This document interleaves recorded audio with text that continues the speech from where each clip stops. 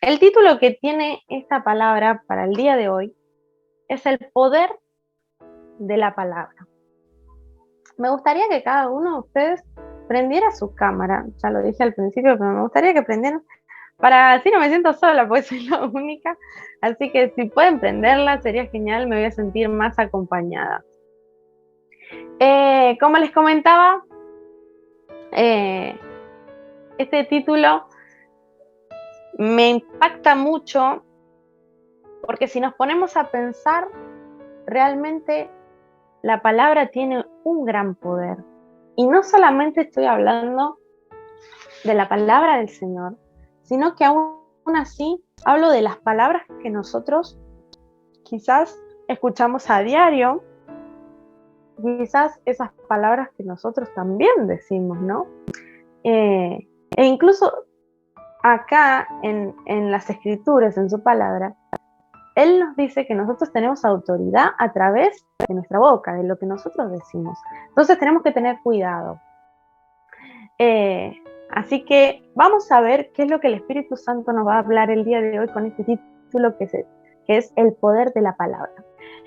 Vamos a abrir nuestras Biblias y si no tienen Biblia, si no trajeron anotador, no pasa nada. Ahí en el chat van a aparecer los pasajes, así que nada, no se preocupen. E incluso esta reunión queda grabada, así que de última, si se pierden algo, pueden mirarla después en nuestro canal de YouTube. Después les pasamos todo el spam, ¿sí? Bien, como les dije, vamos a abrir en nuestras Biblias en Esdras, el capítulo 7, y vamos a leer el versículo 6. Y dice así: Este Esdras subió de Babilonia, era escriba, diligente en la ley de Moisés, que Jehová Dios de Israel había dado, y le concedió el rey todo lo que pidió, porque la mano de Jehová, su Dios, estaba sobre Esdras. Y vamos a leer también el versículo 10, que dice así: Porque Esdras había preparado su corazón para inquirir la ley de Jehová y para cumplirla, y para enseñar en Israel sus estatutos y sus decretos. Eso dice el versículo 10. Ahora, yo les digo que nada, pero nada, puede saciar la sed interior como una palabra de Dios.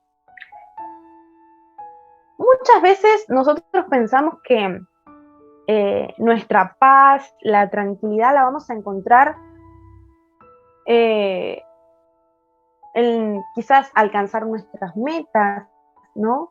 Aquellos sueños, lo que cada uno quizás tiene planeado, ¿no?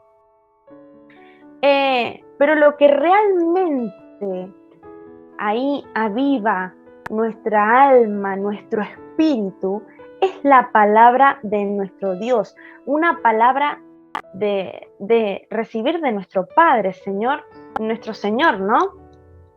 E incluso nuestra paz también está en saber que Él está con nosotros día a día, ¿no? E incluso en su palabra encontramos que Él tiene planes, ¿no? Un propósito para con cada una de nuestras vidas por cumplir. No es que ya lo hizo, quizás algunos ya las cumplió, ya pasaron, pero déjame decirte que no fue solo eso lo que viviste. Quizás decía, ay, yo viví un momento hermoso donde el Señor me usó, me ministró incluso, pero ahora es como que estoy en stand-by. Bueno, empecé a activarte porque Dios tiene más para tu vida, ¿sí? Cuando yo estudiaba este pasaje también, porque cuando llegó a mi vida esta palabra, estaba estudiando el libro de Esdras y Nehemías. Y en Nehemías capítulo 8, en ese pasaje encontramos que se habla del pueblo de Israel, cómo se pusieron de acuerdo, si no me equivoco eran 40.000 personas aproximadamente, ¿no? No recuerdo bien ahora, porque toda esa gente necesitaba vemos ahí en ese pasaje que la gente necesitaba escuchar una palabra de Dios.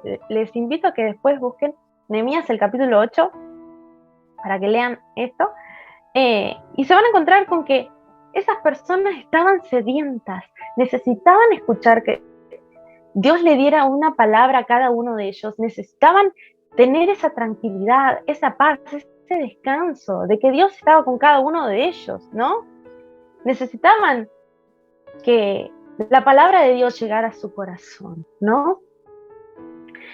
Porque nosotros bien sabemos que la palabra de Dios, las palabras de nuestro Padre, son palabras que nos traen paz, son como un bálsamo para nuestra vida, ¿no? Incluso traen vida, e incluso también, como hablábamos al principio, son poderosas, ¿no? También hay liberación. Y también la unción de nuestro Dios se desata cuando Él habla. Qué tremendo, ¿no? Es impactante lo poderoso que puede ser la palabra y aún así la palabra de nuestro Padre, ¿no? Entonces, cuando Dios habla, es tan poderoso, ¿no? Que incluso su palabra lo respalda. Es tremendo. Y como leíamos recién en Esdras, el capítulo 7, vemos ahí en el pasaje, el versículo 6, que a Esdras Dios lo estaba preparando, ¿no? Para un tiempo que quizás él ni se imaginaba lo que iba a pasar, ¿no? Pero Dios, vemos acá en este pasaje que Dios lo estaba preparando, ¿no?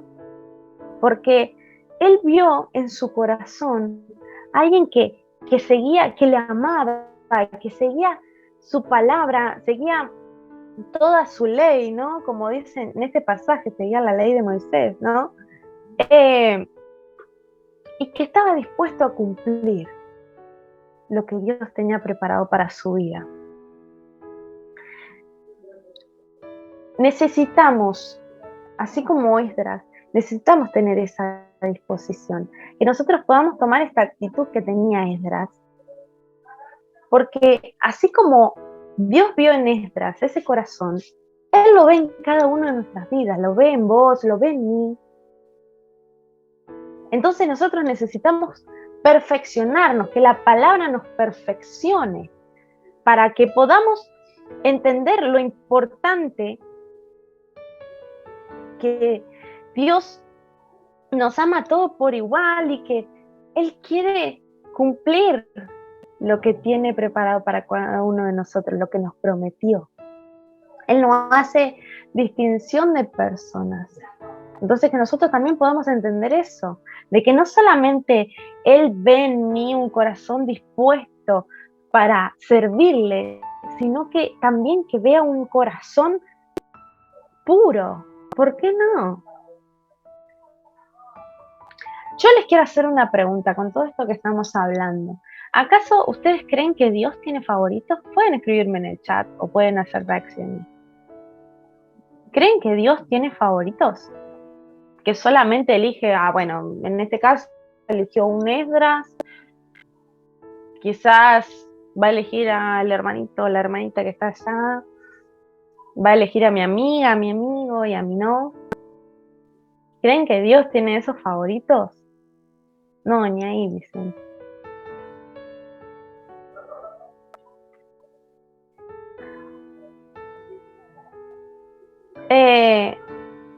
No tiene favoritos, dicen ahí.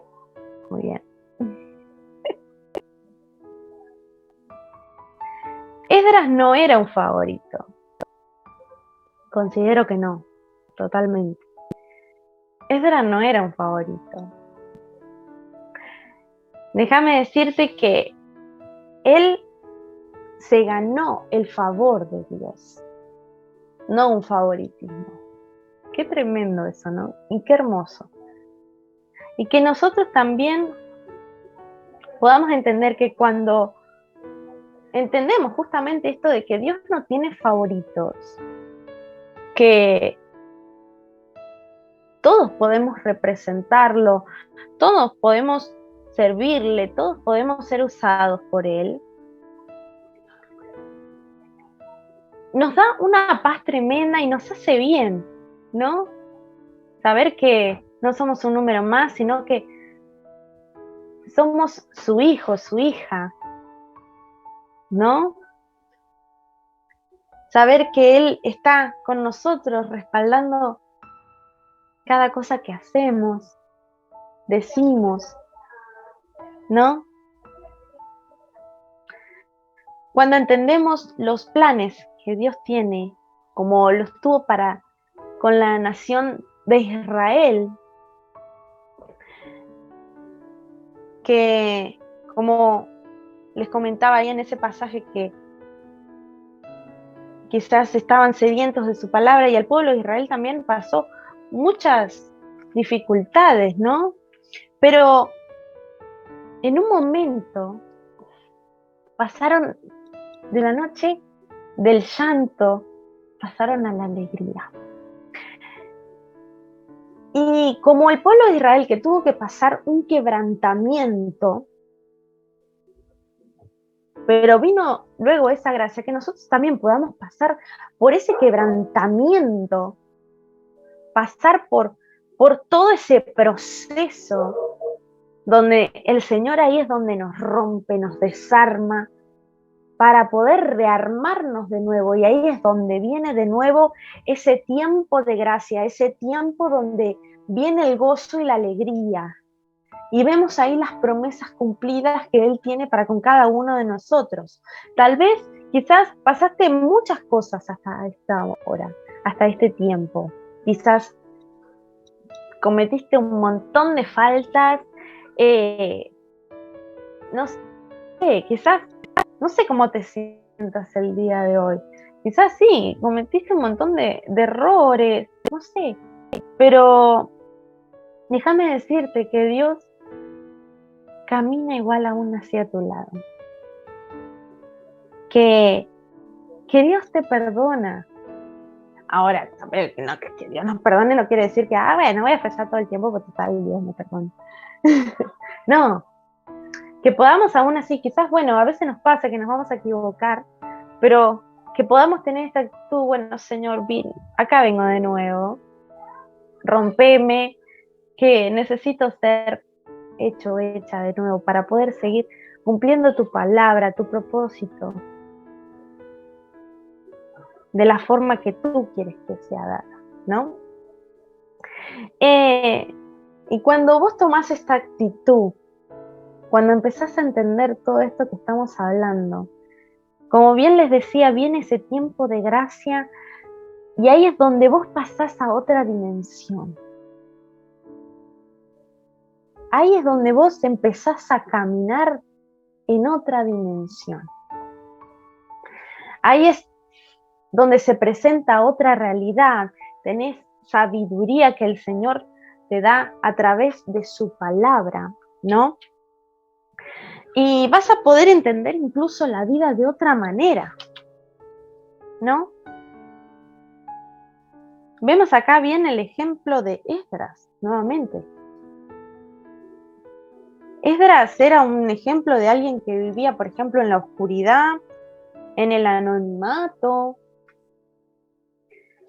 vivía incluso en un lugar muy difícil, en un lugar donde los pensamientos quizás eran una mezcla total. Pero vemos acá, en este pasaje que leímos, que él, aún así, tiene su corazón atento a lo que su padre le decía, ¿no? Y quizás vos estás en un lugar así, como Esdras. Quizás en tu trabajo, no sé, estás ahí complicado, no sé, en el ambiente que te rodea. Quizás ahí todos muchas veces te señalen con el dedo, pero no importa lo que piensen los demás. No importa, porque lo que más importa es tu corazón. Y yo sé que Dios, déjame decirte, yo sé que Dios, como bien lo decía en su palabra, yo sé que Dios tiene un llamado con vos. Y creo que más de uno acá lo sabe. Nuestro corazón es llamado. E incluso tu corazón llama la atención de papá. Él lo conoce. Nos conoce a cada uno de nosotros, conoce cada uno de nuestros corazones.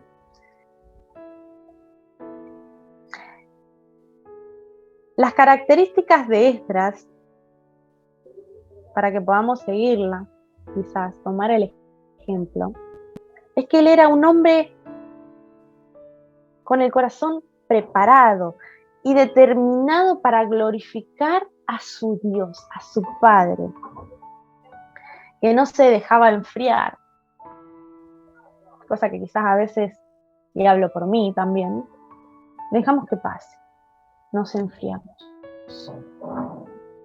Tenemos que determinarnos a estar siempre activos en el espíritu, a hacer fuego. E incluso también determinarnos a ser más constantes con él. Empezar a desarrollar también, ¿por qué no?, los frutos del espíritu, la paciencia sobre todo. ¿Cómo nos cuesta a veces ser pacientes o no? E incluso en el proceso. Es como decimos, Dios, dale, yo sé que me vas a dar la victoria, pero dale, ¿hasta cuánto voy a estar acá? No, que podamos ser pacientes. Y Esdras no se conformaba con lo que había conocido de Dios, sino que él tenía una sed tremenda y quería conocerlo aún más a él, quería recibir más de su poder. Él era un hombre dispuesto a consagrarse y rendirse al Señor y esperar que el nuevo tiempo de Dios llegara a su vida. Y déjame decirte que cuando vos le entregas tus tiempos al Señor, Él se encarga de emparejar todo, de tus tiempos, se encarga de todo. Y ahí es donde Él nos llena incluso de paz. Ahí es donde viene esa paz que hablamos al principio, de saber que Él está en ese detalle, ¿no? Entonces, cuando uno entiende que los propósitos de Dios se están llevando a cabo en nuestras vidas, cuando entendemos que el Señor nos ha dejado y que no nos ha dejado, perdón, y que la palabra de Dios sigue siendo aún impactante, poderosa en nuestra vida, ahí es donde llega el gozo a nuestra vida. Como decíamos hoy, viene ese tiempo de alegría, ese tiempo donde uno se determinó, donde uno empieza a caminar en esa dimensión que hablábamos hoy. Déjame dejarte otro ejemplo más del poder de la palabra. Vamos a leer San Juan, el capítulo 21. Vamos a ver otro ejemplo de restauración incluso, y que cómo Dios cumple sus propósitos. Vamos a leer el capítulo 21, el versículo 3. Dice, Simón Pedro les dijo, voy a pescar. Ellos le dijeron, vamos nosotros también contigo. Fueron y entraron a una barca, y aquella noche no pescaron nada. Cuando ya iba amaneciendo, se presentó Jesús en la playa, mas los discípulos no sabían que era Jesús. Y les dijo, hijitos, ¿tenéis algo de comer? Le respondieron, no. Él les dijo, echad la red a la derecha de la barca y hallaréis. Entonces la echaron y ya no la podían sacar por la gran cantidad de peces. Entonces aquel discípulo a quien Jesús amaba dijo a Pedro: ¡es el Señor! Simón Pedro, cuando oyó que era el Señor, se ciñó la ropa porque se había despojado de ella y se echó al mar. Cuando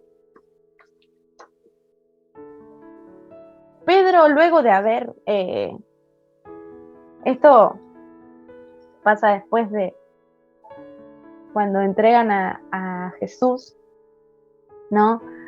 Y luego de que Pedro fracasó, ¿no? Y negó a Jesús, él tuvo como una mezcla de sensaciones ahí, me imagino, porque no hacía unos pocos días él había visto a Jesús siendo arrestado, siendo azotado, burlado por la gente, ¿no? Entonces es como que quizás él se encuentra ahí como todo revuelto, ¿no? Y él incluso vio todo eso, en vivo y en directo. Y ahí es donde él le pasa ese momento donde Jesús le había dicho que lo iba a negar y alguien, no sé, lo ve ahí y dice: vos era uno de los que estaba con Jesús, vos era uno de sus discípulos. Y él ahí es donde lo niega. E incluso dice que no, y ahí después de esas 3 veces que dijo que no, escucha el gallo cantar. Él se encuentra como, me imagino, como en una sensación de, ay, ¿ahora qué? No sé cómo se imaginan ustedes después de haber pasado todo eso, encontrarse a Jesús nuevamente y aún así sabiendo que Dios tenía propósitos. Él le había profetizado, le había dejado promesas a Pedro, ¿no? Entonces, toda esa serie de mezcla, quizás, no sé, de confusión para Pedro, hizo que él se determinara. Hizo que él se determinara y fuera de vuelta al mar, ¿no? Porque como vemos acá en el pasaje, le dijo: voy a pescar, y los otros dijeron: bueno, nosotros vamos también con vos, ¿no?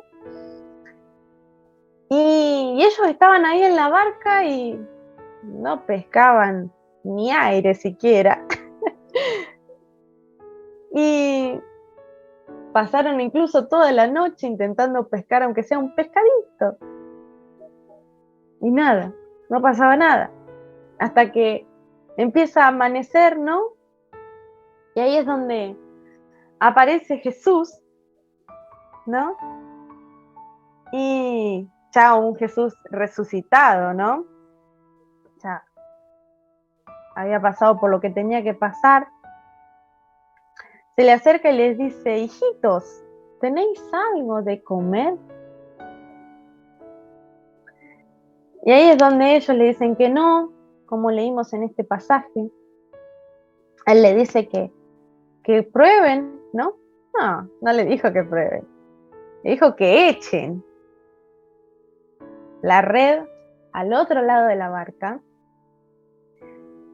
Y les dijo: y hallaréis. Me encanta esa palabra, y hallaréis. Entonces ellos hicieron caso, ¿no? Echaron la red y después no le daban ni las manos para sacar las redes del agua cargado de tantos peces, ¿no?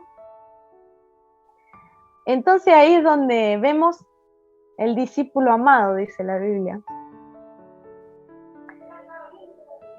que él se da cuenta y dice: es el Señor, porque Jesús estaba lejos y en ese entonces ellos estaban en el medio de ahí del mar y no veían quién estaba en la orilla, quién les estaba gritando. Hasta que ese discípulo amado, ese corazón se da cuenta de quien estaba hablando, de quienes estaban recibiendo palabras, era su Señor Jesucristo.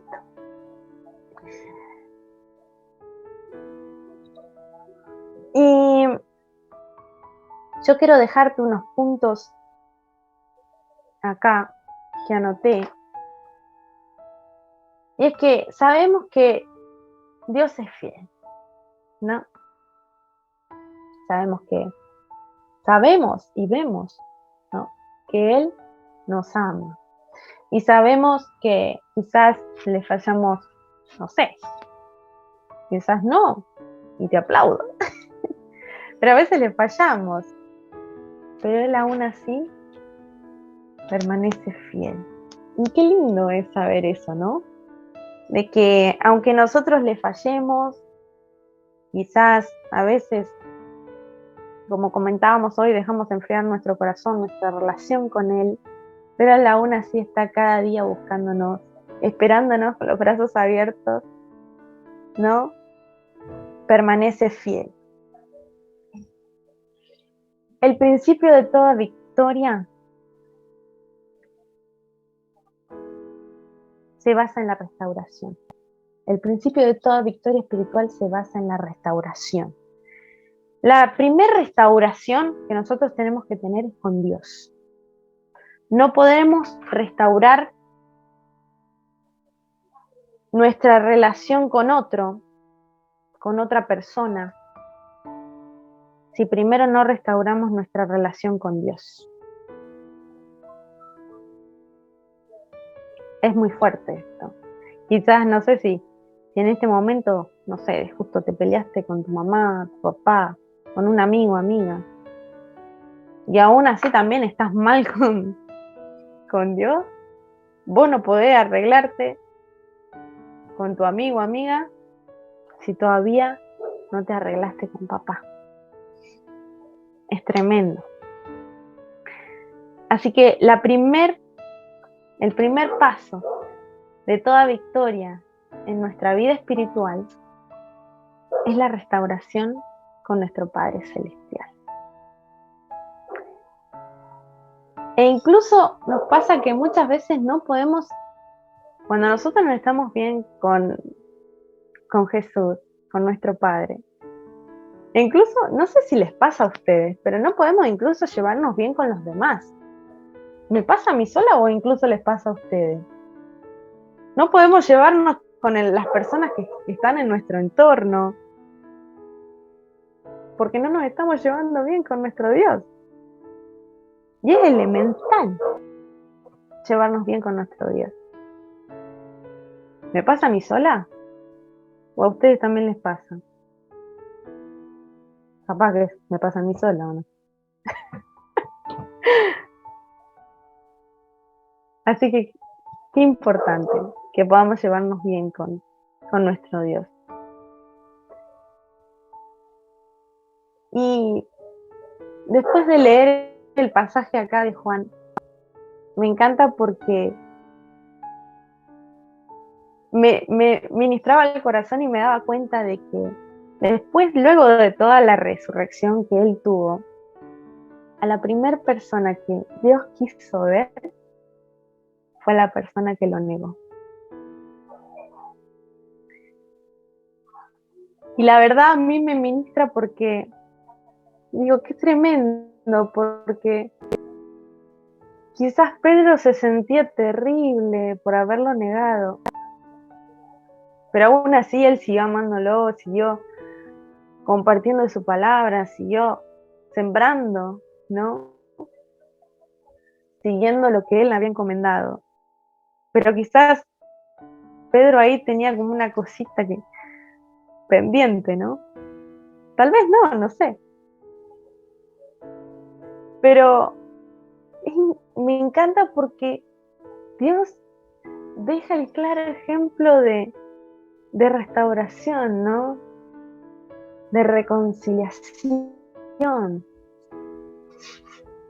Porque en este pasaje vemos que, como bien les decía, La primera persona que él quiso ver fue la persona que le negó. Es muy fuerte. Y déjame decirte que, aunque quizás nosotros seamos como Pedro, él viene a nuestras vidas de nuevo, ¿no?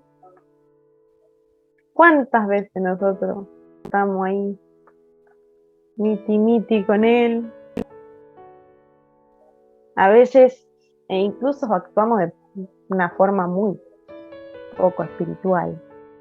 Nos olvidamos incluso de su palabra, nos olvidamos hasta de él. Como decíamos al principio, nos alejamos, nos enfriamos, nos vamos apagando a poquito. Quizás nos vamos contaminando de este mundo, nos dejamos llevar por su frialdad, por así decirlo, ¿no? Pero vemos en su palabra, e incluso en estos pasajes, que Él vino a reconciliarse con vos. Él vino a este mundo para reconciliarse con cada uno de nosotros y volver a decirnos que Él tiene planes, propósitos y que Él nos ama, que está con nosotros, que Él se acuerda cada día, cada minuto de vos. Y por más que vos te equivoques, le falles, no sos una persona a la cual Dios va a castigar, no, porque si no, fue en vano todo lo que Él hizo en la cruz. Entonces, si Él viene a este mundo por amor a nosotros, cargando todos nuestros pecados, todas nuestras faltas en esa cruz, ¿cómo entonces no ir corriendo a sus pies?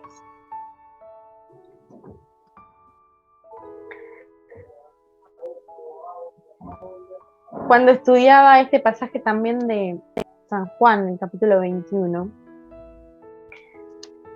me acabo de dar cuenta que las pescas en Galilea eran de noche. Y los estudiosos de la Biblia dicen que era tanta, pero tanta la cantidad de peces que era muy raro que ellos no pescaran esa noche.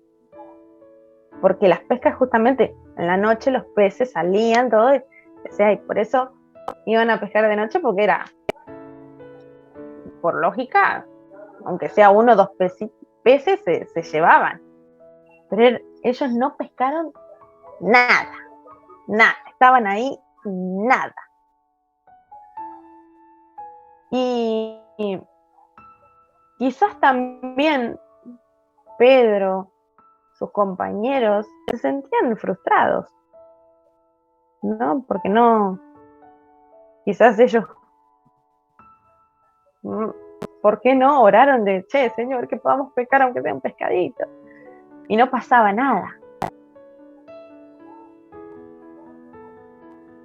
Pero vemos que ahí, luego de que quizás Pedro le falló, me quiero basar en Pedro, vemos ahí que Dios va a reconciliarse con él, va a su encuentro.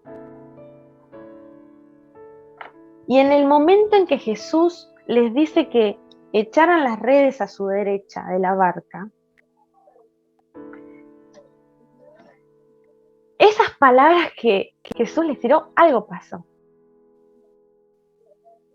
Ahí vemos claramente otra vez otro ejemplo del poder de la palabra.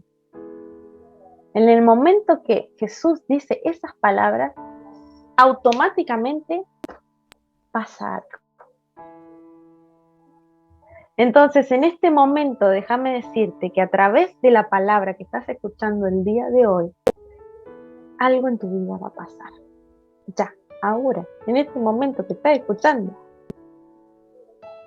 ya Dios se está activando en tu vida. Ya esta palabra está tomando acción en tu vida. La palabra de Dios no provoca incredulidad.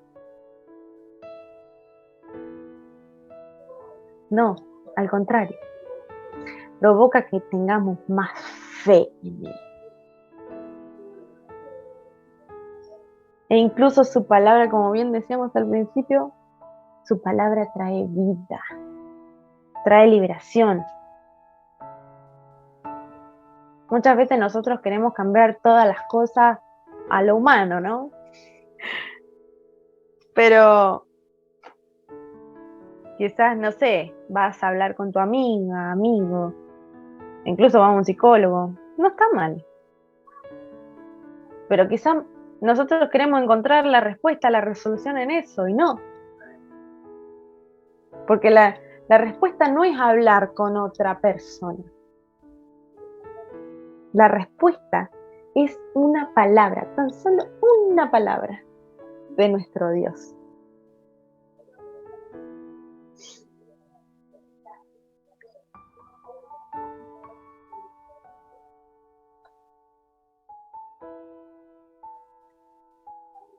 El pasaje 6 me encanta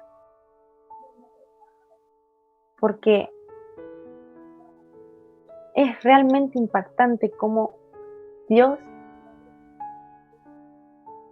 llega a la vida de ellos nuevamente, les da una palabra y ellos empiezan a caminar en otra dimensión. Entonces, ¿por qué Pedro dijo que era el Señor? Porque tenían el milagro. Que hoy el fracaso en nuestra vida se transforme en abundancia. La soledad en compañía. El vacío en llenura de amor, ¿por qué no? Cada uno de nosotros necesita ese toque de nuestro Dios, esa palabra. Necesitamos ser llenos del Espíritu Santo. Necesitamos ese milagro de nuestro Padre Celestial. Ahí donde estás, yo quiero que tomes este momento, empieces a adorarlo y empieza quizás a decirle: Señor, vos conoces mi corazón.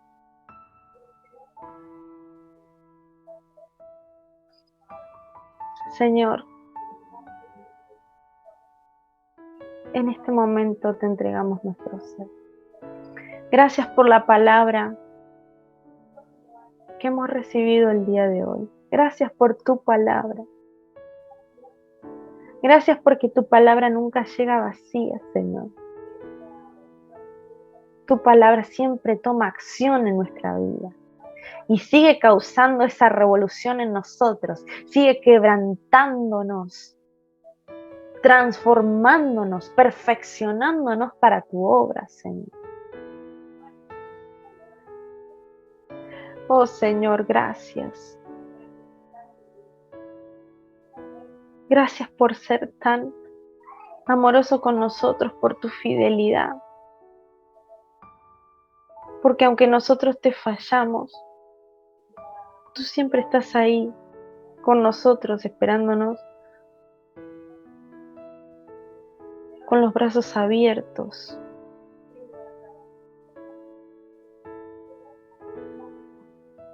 Siempre vienes a nuestro encuentro.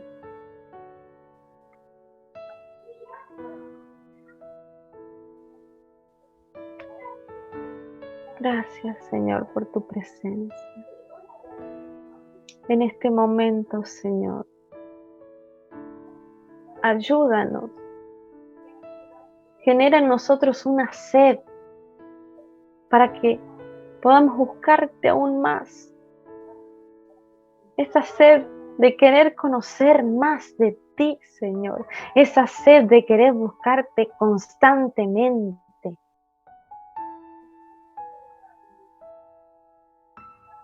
Sí, Señor, gracias por tu palabra.